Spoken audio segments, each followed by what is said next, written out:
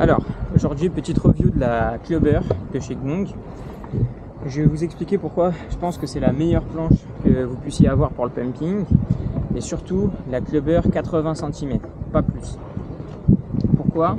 Parce que quand vous allez débuter le dog start, l'erreur principale que vous allez faire, c'est les placements de pieds. Donc déjà, il faut trouver l'équilibre, mais surtout vos pieds, ils vont se placer un peu n'importe où sur la planche. Et plus la planche sera grande, plus vous allez faire d'erreurs. C'est logique, parce que à un moment, vous allez atterrir sur la planche.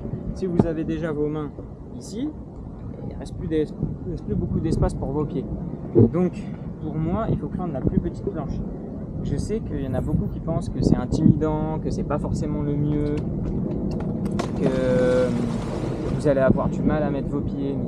C'est dans votre tête, il y a de l'espace, 80 cm, c'est largement assez. Quand on regarde la position dont on se tient naturellement, en fait, on n'a pas les pieds écartés de plus de 80 cm.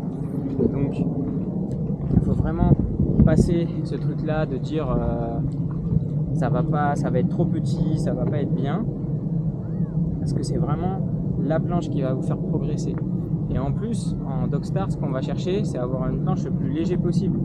Donc, plus votre planche est courte, plus votre planche est légère.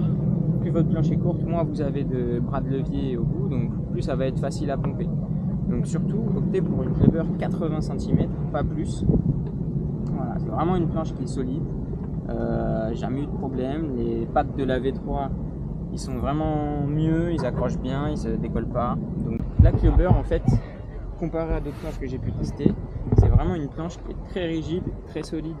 En fait, vous sentez aucun mou dans la planche comparé à d'autres planches, et vraiment ça va vous permettre d'exploiter vraiment des ailes qui sont au ratio, etc., des mâts qui sont très rigides, parce qu'en fait, si vous avez tout un setup rigide que vous allez payer cher et qu'après vous mettez une planche qui va être un peu molle, où vous allez sentir des torsions dans votre ride, c'est pas forcément super. Donc là, franchement, cette Clubber, elle est vraiment très rigide. Voilà. Si ça vous a plu, likez et abonnez-vous.